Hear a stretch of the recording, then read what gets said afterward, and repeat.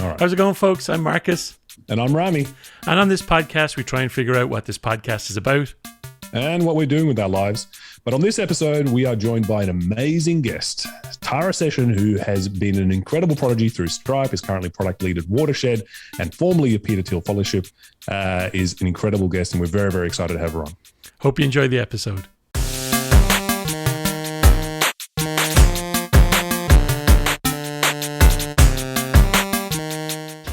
I mean, I think people are loving the bants. I think I wasn't expecting people to be enjoying the bants as much as they are. Like I told you. And you and me, the episodes where we don't have guests on, Eze's an outlier. Like I'm in the data as always. I was just looking at it while I was on the toilet before I came down. But the ones where it's just you and me are actually trending better in terms of watch time. So when we've guests on, we have a higher view count. So we're more likely to get a click with a guest on. We're more likely to get people to listen for longer into the episode. Our view duration started at 8 minutes, and over time, they're trending over 20 minutes now per episode. Like you're at like the mean view time on those. Wow, which is pretty good. And our click through rate, impression per click rate is still over 20%, which is unheard of. I mean, most of it's direct though. In fairness, though, no. Most of it's direct. That's right. I mean, we've got a crew of people now. We've got some real subscribers. There's some real people on there who don't know who we are. Who don't know who we are. I love there's a word for this. Not parasitic. There's a asymmetric relationship. Yeah. Whoever you are who are listening to us right now, we love and appreciate you. Please reach out. And we don't kind of get it, but it's Send amazing. We have no idea why, but we love it. How Carla's sending us the email saying that we're 19th tech podcast in Ireland. At first I kind of scoffed at it, and it's put a real spring in my step all week. Yeah. It's unbelievable. We're going to lead with it. Are you kidding? That's the number one headline. That's the position. I put it. You saw that. I pasted it all over Twitter. I sent it to our guest tonight to be like, just we're a big deal. Yeah, that's my opening spiel to Tara. Hey, listen, how does it feel? It just goes to show on the Apple podcast platform in Ireland in the tech vertical, cranking. We must have some Irish listeners beyond my mates, though, unless it's like mates of theirs. But like the numbers don't add up in terms of it's not just that WhatsApp group and my parents watching it that would account for the numbers we get on Anchor. So I imagine it starts with, hang on, there's a cluster of Irish listeners. Let's push it to some Irish audience. Yeah. Right. And then you get a bit more traction that way. Yeah. Right? Of the ways you can segment, that would be the way. That's funny. You'd push discovery, right? Yeah. We're still mostly US though. We're still mostly US listeners. Let's do that to some like, let's find a niche group in, I don't know, Kazakhstan. Mm-hmm. Let's find just some friends of ours from LBS just target a subgroup and see if we can get to number one in a small doubly landlocked Macedonia. nation. No, yeah, I think so. I want you. Do you want to be smart about it and target something that advertisers would like? A group of people advertisers would like to. No, mate. You've got to go against the trends. You've got to go to where the money is not now. Where's there no money? In the future. I think we're there with Ireland. I think we might be there. we might be onto a winner. So I got some very positive. I got the first piece of positive feedback from unsolicited. Yeah. I sent it to you, the text this morning. So a former colleague who was in my team sends me text out of the blue, haven't worked with him in over a year, loving the podcast. It's like having a weekly one-on-one. Yeah. 100%. Yeah. Because we used to have one-on-ones together. 100%. 100% was the 100% that was the 100%. And I thought to myself, that's it. That's all I'm known for. I'm stuck. Well, 100%. I think I just brought it to your attention. I don't think people have been saying that behind your back for ages, I'm sure. I'm just the one who told you about it. And the ice cream on your chin. These are the things that true mates tell each other, you know? The things that blindside you. Talked about the ice cream. I don't believe people talk about me behind my back, mate. That's outrageous. Either way, this piece of feedback has been a spring in my step. For the day. No, it's nice. It's nice to think people listen to it and stuff. And, you know. Cheers, man. Cheers, pal. I told you that when it got announced I'm now going open at work. Yeah. Not like open, but. Yeah, you're out. Someone in my team goes, someone heard a podcast. I was like, wait a minute, who told? What's going on? Because I told one of my colleagues, and I thought I told her in confidence, and I thought she'd spread it. No. And then when it was in the meeting and someone else mentioned, I'm like, I can't believe you told. What's that about? Half jokingly. And then he goes, Twitter. You put it on Twitter, mate. Twitter's not a secret. Yeah, right. It's pretty much shouting it into an empty room. Yeah. Didn't quite hide from that. Yeah. Anyway, so now I'm like, yeah, it's a hobby. That's what we're doing. Yeah. Other people are baking. We're doing this. Yeah. It is. This is the only other thing we do. Like, I mean, it is. And it's crazy how excited I am. So tonight we're recording on a Thursday night. We usually record on a Wednesday so our guests could make it tonight. I was so bummed yesterday when Wednesday evening, it being just work finishing and going inside. I just kind of like, it's just like, it's nothing to look forward to this Wednesday. Did you just grab a mic without a cable and just start talking into it, just wistfully? It's not the rigmarole of sitting here with the mic. It's mostly just the outlet, just chatting to someone for knowing you're going to talk to someone for 2 hours is just like, that's brilliant, Yeah. And it doesn't involve OKRs or hiring or like project plans. Or judgment, or you don't have to be right about everything. Like, it's not like, well, you there's do. enough judgment Rami here. does. I think there's... Rami has to be right about everything. Good I'm okay with being wrong about stuff. There's a good amount of judgment here. I like the jacket, lad. Is this a new thing? What's going on here now? Which? The jacket. Yeah. This is my 2 sizes too small bomber jacket from 6 years ago. Nice. Yeah. Is that I thought I'd bring it back. Yeah, it is. You're bringing it back. Yeah. For it's sure. like Karamo has his beautiful like floral prints. I've got 2 sizes undersized. Love it. That's my thing. I love it. All my clothes are getting undersized. I buy them sized and then they shrink. Yeah, the washing machine, mate. The washing machine's a terrible thing. Big problem. Yeah, ruins clothes. Yeah. Luckily, I wear $7 V-necks, so it's easy to change them up. So should be okay. Do you know about these? Did I ever send you the photos of these? Is it an Everlane? I've got 12 charcoal and 12 white t-shirts. Those are the t-shirts I own. You are Zuckerberg. 2 colors. No, it's not that. It's not that.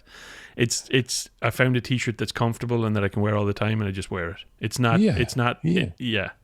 No, it's not. It's not you. You're some sort of cyborg who's trying to hyper optimize the last 30 seconds of your day. It's decision fatigue. I don't want to make the decision what t-shirt I'm going to wear. It's not that. It's like this. I don't look ridiculously fat in this t-shirt, so I'm going to just buy 12. But you're middle aged and you're now wearing your brown bell bottom pants from the 70s in the 90s. That's how this works. Same with music and clothes. No, it's not. Probably a haircut. You lock it in. No. I'm an early adopter still. I'm still with the kids. Okay. Yeah. How's your high-waisted bell-bottom jeans going? I like it because they're like egg cup pants. You can tuck your whole upper body into them, which is good. It makes you feel skinny because you actually end up pulling it up to like above your fat. You just end up like you wear your belt under your nipples. I go above belly button. Kara hates it. Kara, I always wear my pants very high because I have a interesting pair situation. You have an interesting pair situation. It doesn't, I can't do low rise, let me tell you that. Yeah. Speaking of judgment and getting things wrong, I quite enjoyed how untimely our Joe Rogan assessment was last week. Within days. Come on. Gone. And then, we have to stop talking about topical stuff. We have to try and figure out monthly stuff, not weekly stuff. There was no way of knowing the Joe Rogan thing, to be fair, had several rounds in it. But even with the Stripe Mob Y Combinator conversation we had, our podcast came out of date. So he was fired before we had. He no longer worked at that company, and we're talking about the first set of tweets he sent. Same with Joe Rogan, deletes 90 episodes because it turns out he's been incredibly racist since 2010. None of that in our episode. Risk assessment. Assessment. Here's Tara. Hello. Hey, Hi. Tara. Wow, you guys have such pro Zoom setups. This is the first week. I'm so glad you noticed. You obviously haven't watched any of our previous episodes. This is just for you. Did you not know that you're joining a pro podcast? We are number 19 in the technology vertical in Ireland. Yeah, that's true. Yeah, that's true. Our target demographic. Everyone, I'm so excited and so privileged that very good friend of mine, Tara Seshan, has joined us today on this podcast. She's graciously given up her time. Tara is an incredible, incredible person, product manager and evangelist across a whole bunch of stuff, be it a 20 under 24 Teal Fellowship, Stripe, absolute, Prodigy, Stripe Prodigy, I'm going to say. I'll give you as much about that as you'd like to know. Carbon evangelist, now working as head of product at an incredible software carbon company. I can't wait to have a chat about just about everything on Tara's plate, and there is nothing that she does not touch. Tara, welcome to the show. Thank you for having me. That intro was full of lies. That's how we like to start most shows, by the way. We spend the rest of the episode trying to clear up where there might be any truth in any of that. That's kind of our, that's how we do this. We like to fact check. We'll start with the prodigy, definitely a lie, and we'll take it from there, and I can go through each word. There is so much I want to talk to you about, from your product evangelism, fintech to carbon to your parents. There's one particular, and this is actually how I started to follow you on Twitter. I thought you just tweeted about your parents, but this is your current summary on Twitter. I love this tweet. I think it captures essentially what we're going to chat about today. It's your pin tweet. These days, I find myself thinking about technology tools to cut carbon, global financial infrastructure, yes, plus crypto, CA housing crisis, California housing crisis, getting more wind instruments sampled in hip-hop, and 5, the creeping dread that I may indeed be turning into my parents. I feel like that spectrum is just brilliant. It captures everything from professional to literally you posting about when your dad texted what to ask, Sundar, because he assumed you're still at Google. And everyone in here is just amazing. Hanging out together. Yeah. That was my favorite tweet of your, by the way, and you screenshot the text with your parents. This is brilliant. There's so much to chat about. But yeah, my parents don't know I'm, screenshotting our family group chat. So I can't wait for them to find out somehow. When they're on Twitter. Yeah. Is that right? Day. They don't know that you're sharing hey, my dad thinks that. No? No, they don't. Both my parents do have a Twitter account, and my sister, one of my sisters really is quite active on Twitter. And so I assume that if I do anything that she could use as leverage against me, she will. And so really I've been the sword has been hanging over my head, just waiting for me to, irritate my sister sufficiently such that she uses my tweets as a weapon against me to get me in trouble with my parents. Nice. This is leverage. Hardcore leverage is what she has on you right now. For sure. I love that. I just love the personality where you're seeing who you are, you're seeing your family life, and you're seeing your professional interests, and then you get into your personal flute and hip hop beats. You've got an entire playlist that shows the best of hip hop. Do you really have a playlist? Oh, I didn't see that. Sorry? I didn't see the play. You actually have a playlist, a flute playlist of hip hop, or is it your wish list where there should be more flute? No, it is every rap song I can possibly think of, spanning many eras in rap. Also includes international rap, I have some Korean rap in there, and all kinds of sort of rap included that samples a flute in some way. And so I can't claim that all the songs in there are good. In fact, I will clearly tell you that some of them are truly not good. But it's comprehensive. I'm really going for breadth. Do you in that playlist? What do you think Ron Burgundy did for flute? Are you a fan of jazz flute? How it's depicted in Anchorman? Do you know what I'm talking about? I do know what you're talking about. It's been a while since I've seen Anchorman, but I will be honest and say I played flute in a jazz band. Nice. So I knew jazz flute and had a prior on jazz flute before seeing Anchorman. Yeah. Love it. So your list, is it something we can link? Is this something that's public that we can link in the description for people who want to? Sure. Amazing. We're about to send that list into a stratospheric listenership. Get ready for Ireland. Here we go. You're going to be able to monetize that list before tomorrow. You'll see. Oh, I'm so excited. Also, just as an aside, you mentioned Korean hip hop and jazz and the whole thing. I don't know if I told you, Max, one of the reasons Tara couldn't make it last week because she started taking Korean lessons on Wednesday night. Oh, just to, of course. Add to the list of polyglot style virtue. Korean on a Wednesday. Tell me about how we got to Korean on a Wednesday night. Oh, man, I really, really love learning Korean. So I I think I became interested in Korean because I really like, the like linguistic relativity question of some people perceive color differently in different languages because their like frame of reference for it is different. And I think there's a theory of linguistic relativity called Sapir-Whorf that is like there's like varying degrees of whether it's actually like a true thing, but it's a useful like thought construct instead, which is that language actually changes your like mental processes and thought, like the tools by which you have or the tools that you use to express your thought change the way you think itself. And so I have always just been really excited by things like untranslatable words or kind of like different ways of thinking in other languages. And it felt like there was just a million great Korean films that explored all these very complex concepts that came out in the past couple of years. And I had watched like Minari and Parasite and Burning and all these awesome movies, and felt like Korean was a language where I just could not even follow where they were in a sentence.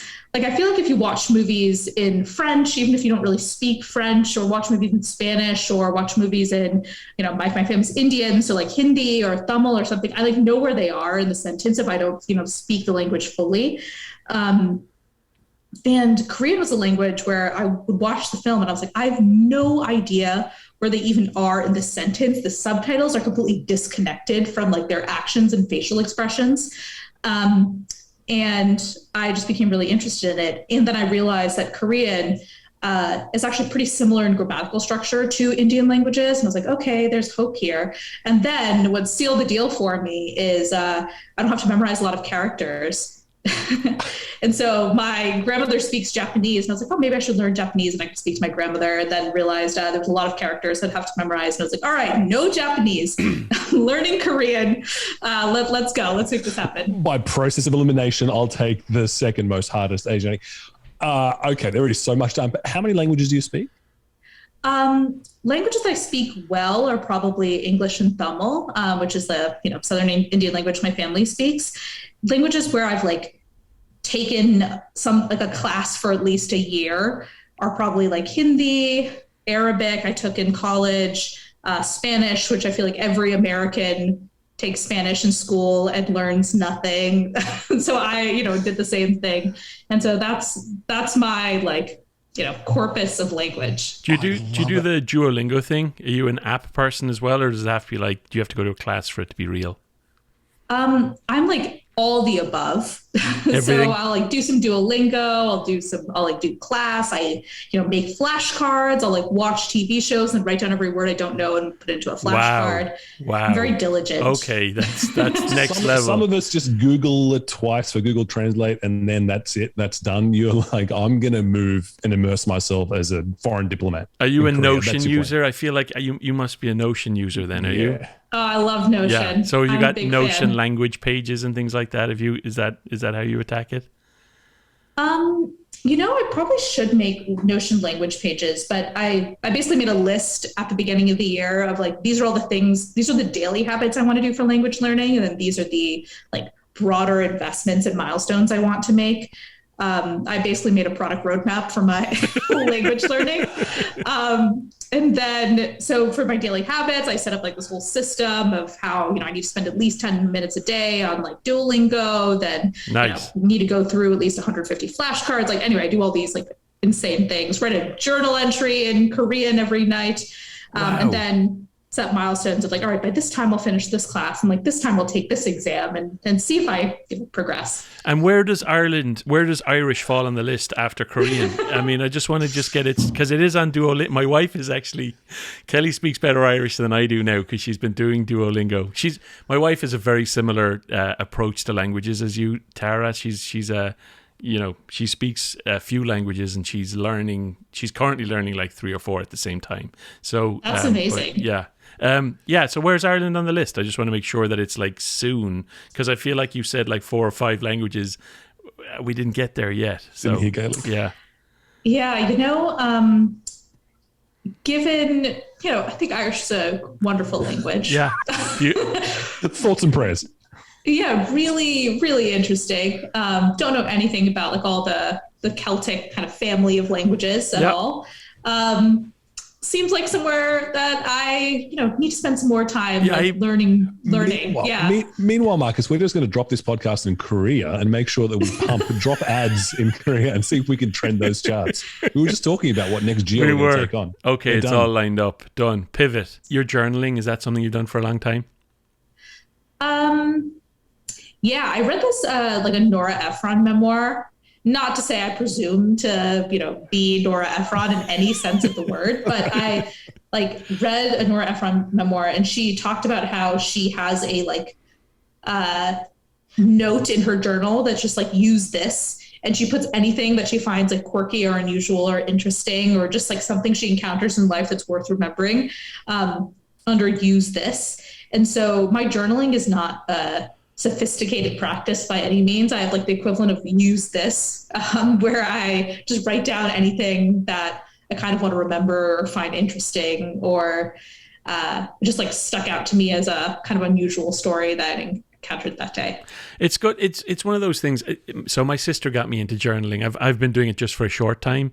Rami makes, maybe made fun about me a little bit. It's adorable, mate. It's adorable. You do what you need to do. I get up in the morning and I do it. So what I was doing originally was just kind of writing all my thoughts. It was kind of like a mindfulness thing, and that didn't stick. But one of the things that did stick was where I just think about what's the one win for the day? If I was only going to get one thing out of this day, what would it be? So I do that, and I do what am I grateful for from the previous day? And what I found that it does is, as all of our lives are flying by, and I got a couple of small kids, and just things seem to be happening so fast, it helps me remember more of the days. Which is interesting, just by documenting the one good thing that happened, or the bad thing, one of them was my daughter fell and had a big fall, and I was kind of grateful that she was okay after it. But that's one of the things I think I wasn't expecting to get so much value out of journaling. I think that it was something I'd maybe dismissed a bit, and I don't know, I'd recommend anyone to try it, Rami.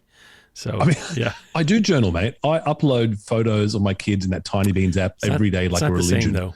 It's exactly the same. It's like people who say sitting in the bathroom for 20 minutes isn't like meditation. It's the same principle. You're taking time out. You're just focusing on your own thoughts. You're doing that. I meditate every day, 20 minutes, just in a special room. Yeah, and it helps you remember every day. That's and I know you do, because you text me during my meditations while you're meditating, and that's just disturbing for everyone. Yeah. Okay. Hey, Tara, anyone who drops names makes me go, oh my goodness, they have a sense of history and people and biography. Do you have any with a history, present or past, that people that you think are idols or you looked up to, or role models? Maybe idols is too strong. I do, but I don't want to get canceled. So I'll say this with the No, it's already done. Don't worry. It's Joe Rogan. Oh no, it's done. We're going to send him one of these headsets. I'll say this with the caveat that obviously I don't approve of everything anyone does, and I'll say that I really admire somebody and really specifically mean this dimension. And I'm sure it's something will come out about them having done something awful, but I'll speak very specifically to the part that I admire. Wait. Like Marcus, can you guess who this is? Peter Thiel. No, I'm trying to think of someone controversial who. I'm assuming Mussolini. I'm going hard. I think it's or it's Mussolini. It's going to be someone in tech, though. Wait, let us guess just a little bit more. No, it's in the arts. It's in the arts. In the arts. Okay. I reckon it's Tupac. I do love Tupac, but not enough I flute. don't think this is hardly any flute in Tupac. Okay. Yeah. Okay. Yeah. Sorry to interrupt. I just wanted to get a sense of where your head was at, Marcus, when you're hearing the level of controversy for cancel. I held my breath. That's all, if that helps. Me too. I'm like, we're about to get cancelled, and we can still cut it out. Yeah. Tara. I really love, do you know the director, Alejandro Jodorowsky? No. Could be the biggest. Rami definitely won't have heard of it, but yeah. But please tell us. So Jodorowsky was this, crazy is probably the right word for him, just Chilean director, Chilean Polish, I guess, via ancestry director, who has made all these movies like The Holy Mountain and all this kind of stuff that are truly wild.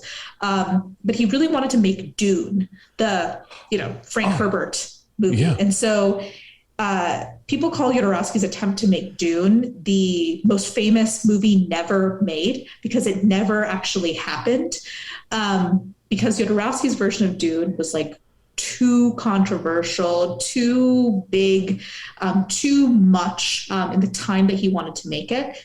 And so he had recruited all these people to work on Dune, and he had believed in it so much. He got, Salvador Dali to do the set design, and got like Orson Welles in the movie, and like just all of these people. And so what he talked about in making Dune is that he wanted people to be spiritual warriors, ready to make Dune with him. Wow. Doing what he thought was like vital work. And so they constructed Jodorowsky's Dune and all of the illustrations that went into it, that eventually like they wanted to make the movie, or their ideas. Like Salvador Dali at one point like tried to bring like a giraffe into it. Anyway, there's like, it's truly mind-boggling. Became this giant book where scene by scene they drew out every single piece of Jodorowsky's Dune. And ultimately they failed to make the movie because they just could not get funding for it. But if you watch sci-fi movies that have been made since, almost all of them take some inspiration from Dune, which is the way that like spaceships were made, or everyone is so heavily inspired by Dune, like The Matrix, all these other movies. And so there's like 4 copies of that book floating around, but like clearly it's just super influenced everyone. And the thing that I really love about it is the like crazy spiritual warrior journey and idea of like vital work. And so there's this documentary called Jodorowsky's Dune that's made about the inability to make the movie, and that I would highly recommend. It never got made. It never got made. It's just storyboards. Yeah. No, even the documentary just fell flat on the cutting room floor. The documentary is less popular than I think it should be. And so in that sense, it hasn't made it, but it's awesome. I like really love the idea of like working with like spiritual warriors, at the risk of sounding like too woo-woo, like spiritual warriors creating like vital work. And Jodorowsky and his particular brand of crazy is the best part of this, because people in the documentary talk about how they looked into Jodorowsky's eyes when he was pitching them on Dune, and they like felt mesmerized and like had to be in this movie. Or like one actor really wanted to be in it, but Jodorowsky says, "You don't seem dedicated enough." And it's like some famous actor, and he saw a bottle of vitamins on Jodorowsky's desk and like chugged the bottle of vitamins to prove that he like was really cared. He was a cult leader. Wow. Kind of. It's kind of bananas. But it's like a Jobsian force field, whatever it is. The reality situation. Only Jobs launched some stuff, whereas this was scope creep and never quite got launched, is the story. But it's like art. Yeah. And, that's how much of that do you think relates to product or to people who are? What a segue! No, this but is brilliant. What I was thinking about as you said this was, I used to, when me and Rami were at business school, I interned at an online company, a large online company. Should I just say the names? I don't know. We'll see. We can be. I interned at LinkedIn. I thought I really wanted to be a PM at LinkedIn. LinkedIn's a fantastic company, fantastic people, some of the brightest minds. Really enjoyed it there.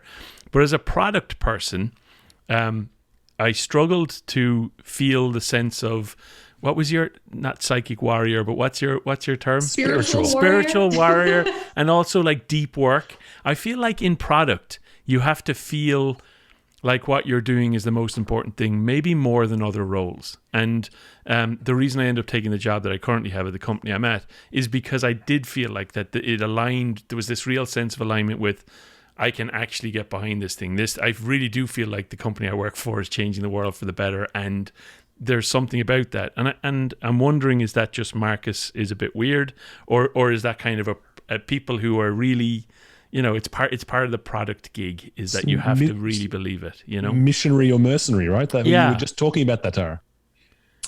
Oh yeah. She's gonna say no, not really. Yeah.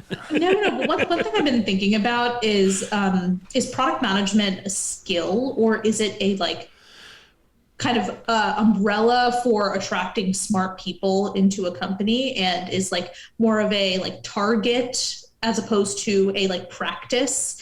Like how much is product management like a skill set truly versus it being a place where you're like, yeah, let's get this like a bunch of smart people into a role and give them enough like sort of autonomy to figure something out.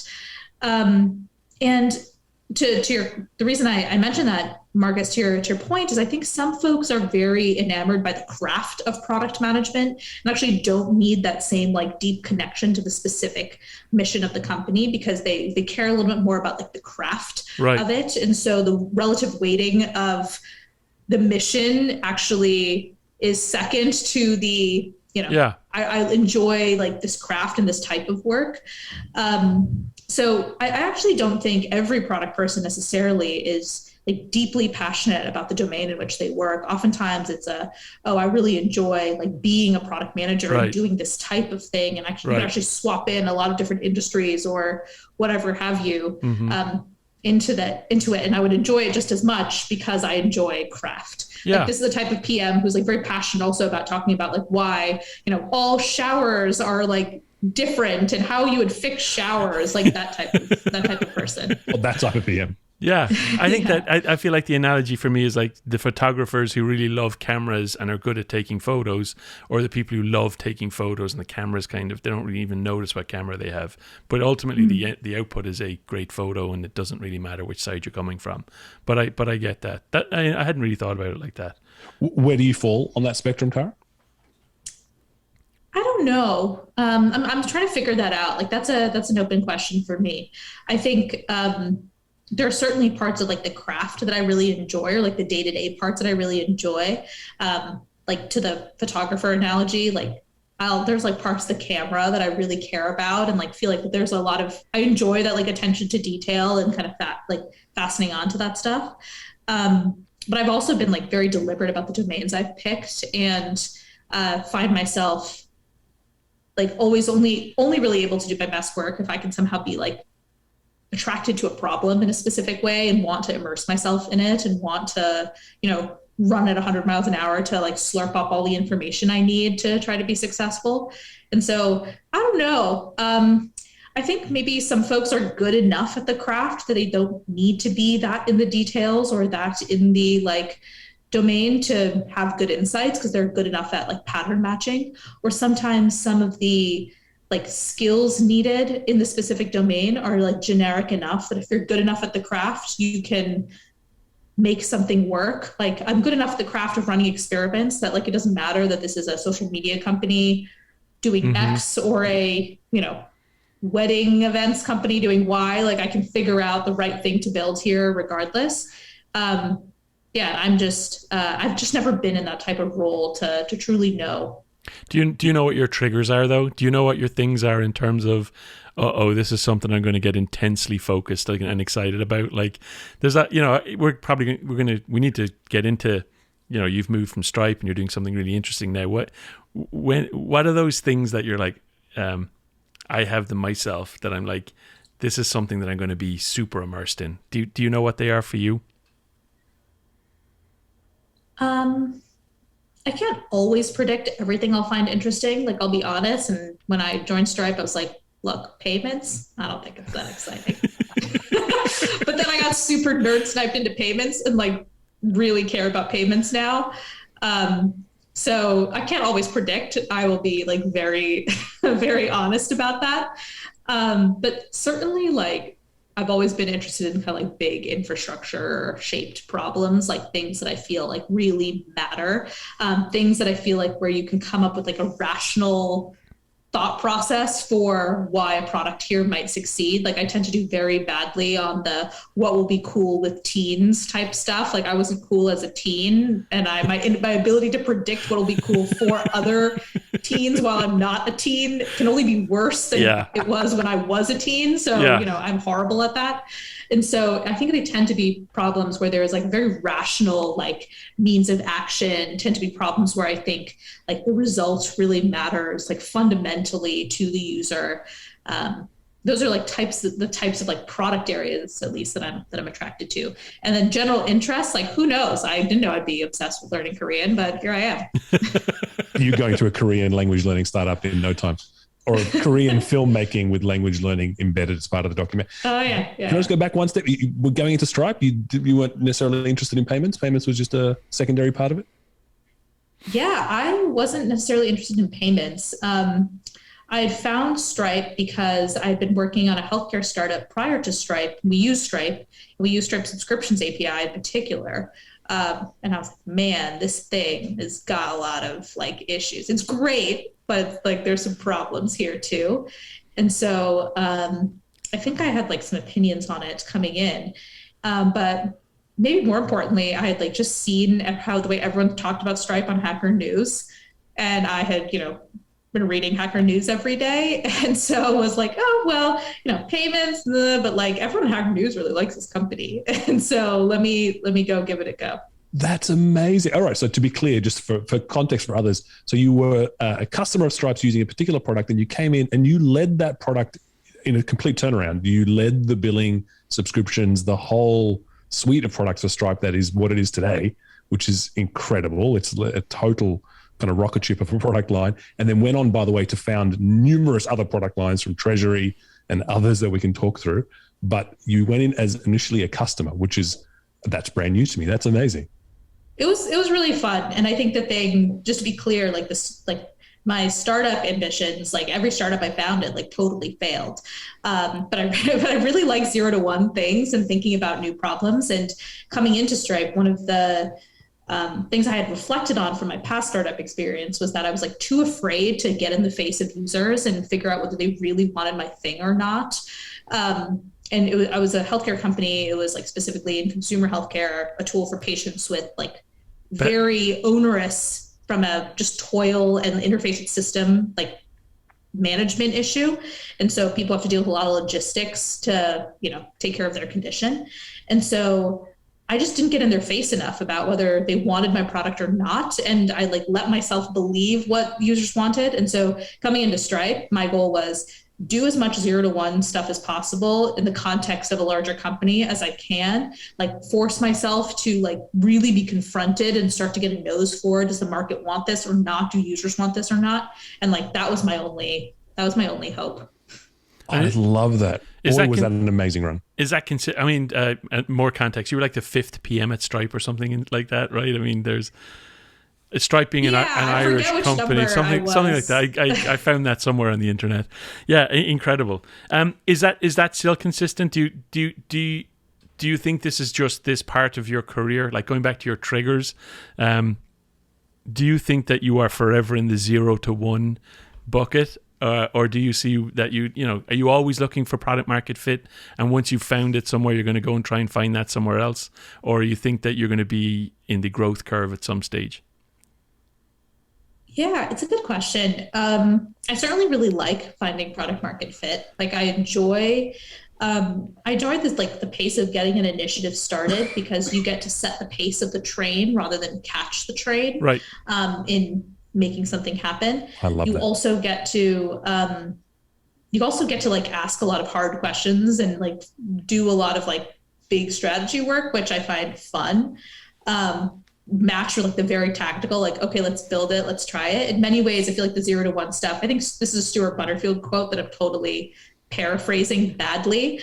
But it's almost like coming up with a recepe and like you're making it, but you're also like tasting it the entire time, because instead of onions, you only have like, shallots or whatever. And so you're improving, you kind of have a recipe that you put together, but you're also like figuring things out as you go along. And I just love doing that and saying, oh, my original assumptions were wrong. Like this needs, white wine vinegar. And so let me add this quickly, because, this doesn't taste that good anymore.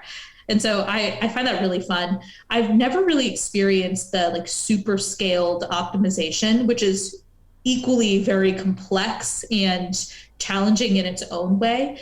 And my hope in, spending time at Stripe in the last couple of years was a chance to experience a little bit more of that, like a product where making these like really small strategic tweaks leads to a 2% conversion bump that really matters because of the scale of the product. And I did that for a little bit, and then really wanted to try something 0 to 1 again. That's amazing. That answers your question. Should we talk about that transition? Let's talk to climate. Let's do it. What are you up to now, Tara? Yeah, so I work at a company called Watershed.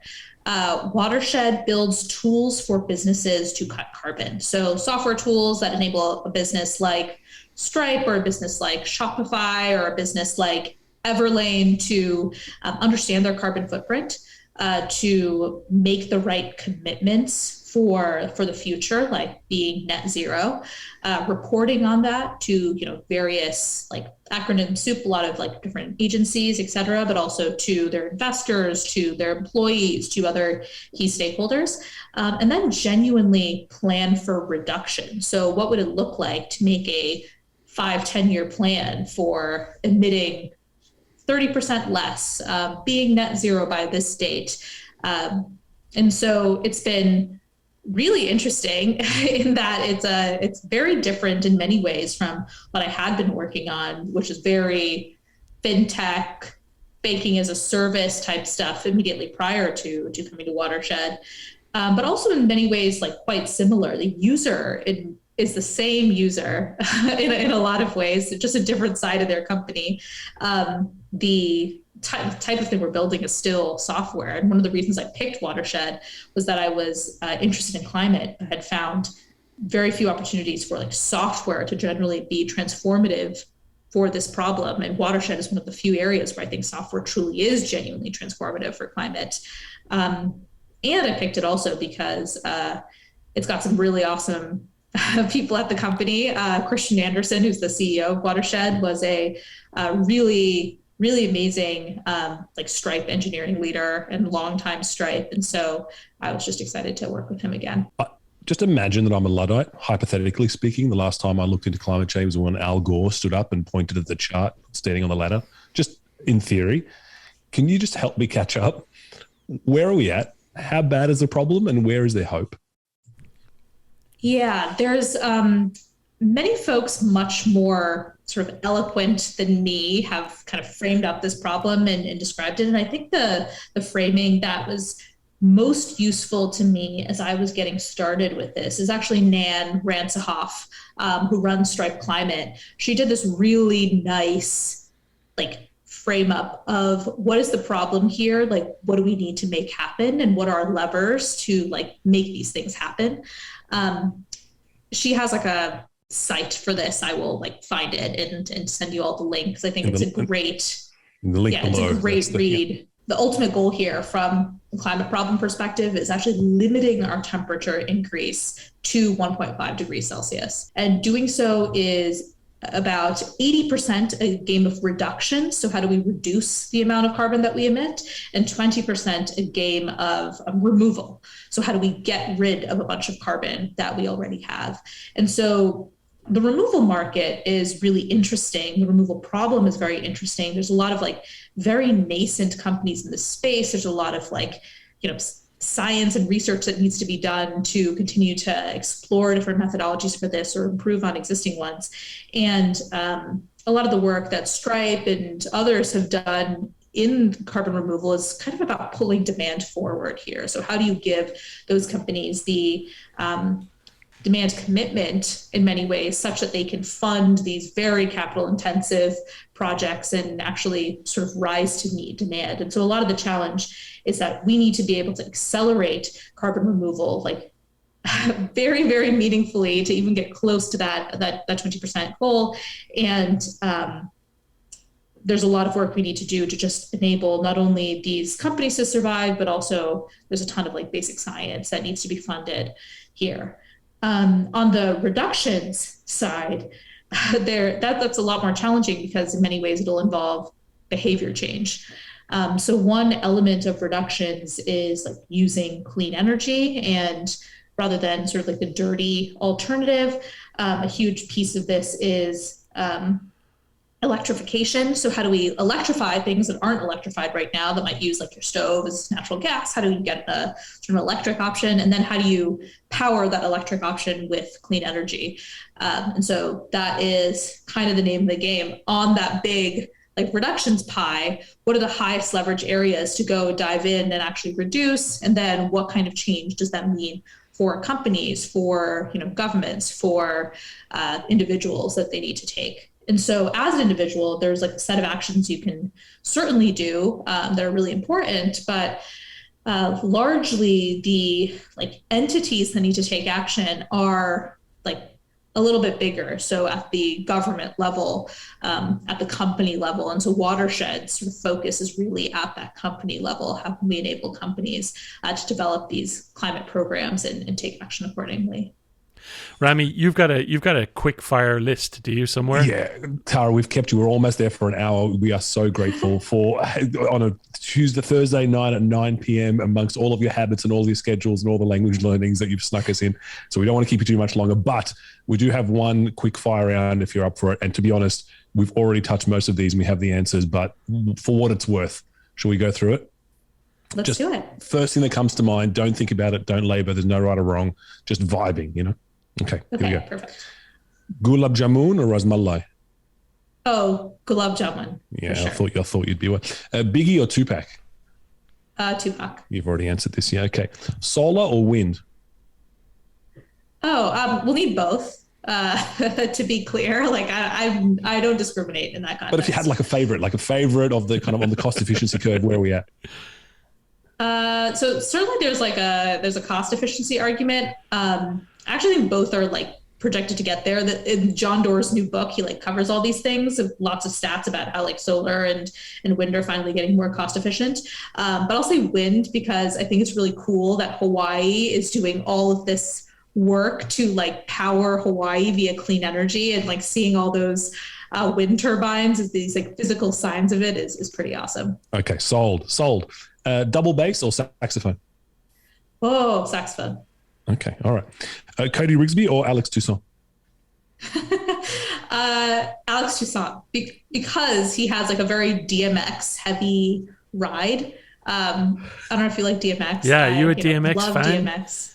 DMX didn't he pass away last year? He did. Yeah, he did. Yeah, huge DMX fan. That was, I mean, that brings me back to the 90s for sure. Yeah. To be clear, Marcus and I are Jess King versus these two, just so we're on the same page. Oh yeah.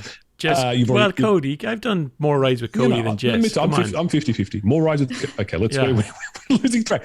0 to 1 or 1 to 100? I think you've already answered this. Yeah, I think I love 0 to 1. Yeah, okay, locked in.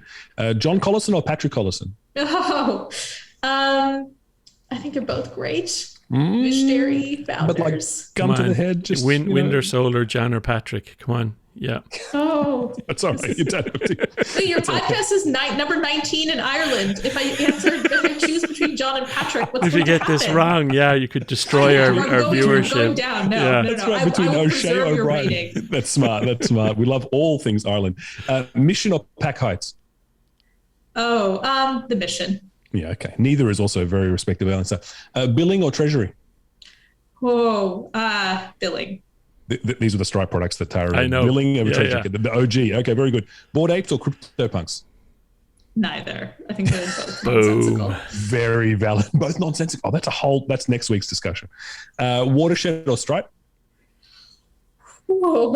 It's getting real. Ouch. You don't have to these are hard questions.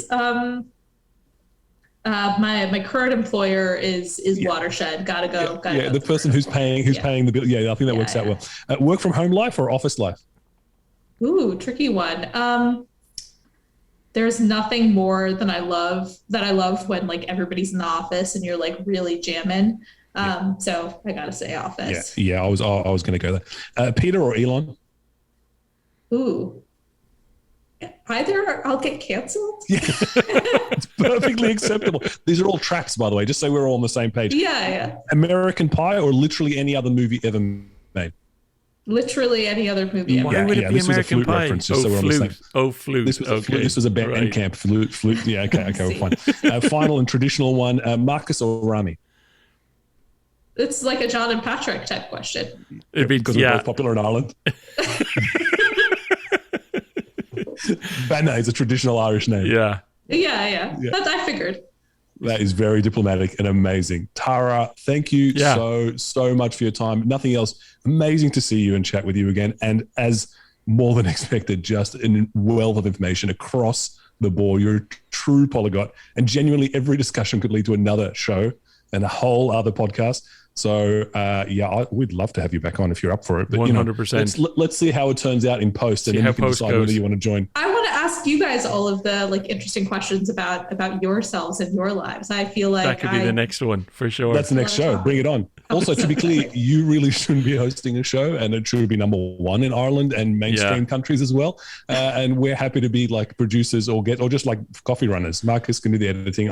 Rami will do nothing, to be clear. Just to be fair, from my experience of co-hosting with Rami, Rami will just about turn up. He'll tell me there's a guest. He'll send me their email. I'll be responsible for all the communication with that guest. And editing the entire podcast. That's not what happened. Tara, that's not what happened. Tell him the truth. That's not what. So you're saying in the Marcus versus Rami question, I clearly should pick. You should go where the money is. You should go where the labor is. Totally the intensive. labor. Yeah. I'm just Anyway, unreal. Real pleasure. I was very excited about this podcast, and it was absolutely worth it. Delighted to have met you, Tara. So nice chatting with you guys. Thanks for having me on. Great to see you. Huh? Thanks a million. Cheers. Bye. See ya. Bye. Wow. Yeah, that flew. That was really quick. She's incredible. Yeah. I mean, literally any topic. Yeah. Here's a book. Here's a person. Yeah. Here's a quote. Yeah. Let me tell you the full synopsis down to like as deep as you need to. She's sharp. She's sharp. And she's very much in the 0 to 1 space. You can tell, right? Yeah. She's like, as soon as the problem is solved, next. Next. Amazing. I mean, when she was saying she went to payments, I was for some reason I had it in my mind that she had a financial background, because I'd be in those meetings in Stripe. Yeah. And she'd be digging in on financial structures and history and context. Like people in hedge funds who were in Stripe, formerly in hedge funds who are now in Stripe, were kind of, trying to keep, it was just. Yeah. She was there for 6 years as well. That's a long time at that. Like, Stripe has been a darling for 2 or 3. I feel like she's OG in the upswing. That's for sure. OG for sure. I was in search for 6 years. I can't tell you how the search engine. Everything. 6 years is. I don't know. It's amazing. What a character. Yeah. I love the mercenary versus visionary stuff, and like for the record, she's definitely both in the context of Stripe. Yeah. She by mercenary deposit, she loved the craft. It was incredible, the craft, and her PRD still resonate as the templates in the org. Right. Documents she's written, ideas that we're still pulling up and kind of executing on, right, are still living this day, real craft stuff. And she was so deep on the topics, any topic we can go into, as I said, kind of sounds like a financial guru from a previous life. Right. So she was definitely both. For me, and it really makes me kind of shake myself awake and go, what happened? How did I become so one-dimensional? I just loved how much of a polyglot she was. She's across the arts, she's across music, she's across topics. She's interested and interesting, and it digs into things. And I love that kind of, the broader you go, the more diverse your interests, the more connectivity you can make across things, right? Whether it's about a director you find trying to make connections. something and I think that opening up is it's the advice I used to give to my first advice to anyone wanting to go into tech, onto product, is do something else, go teach broad, salsa, or learn how to go do theater sports, or do the things that teach you these kind of super transferable skills in a very mercenary way, but just these things that open up your mind to connections. Did you get the impression as well that she has more hours in her day for some reason? I feel like she's got a 30-hour day. The question I was going to ask her was how many hours of sleep do you get a night? Like, no, I think she gets 8 hours of sleep. I think she gets 8 hours of sleep and then has an additional 22 hours of work. I don't know how that works, Teleportation and time. I think just incredibly smart and efficient. Just great at doing her stuff, right? Yeah. No, amazing. Really, really interesting. More of those.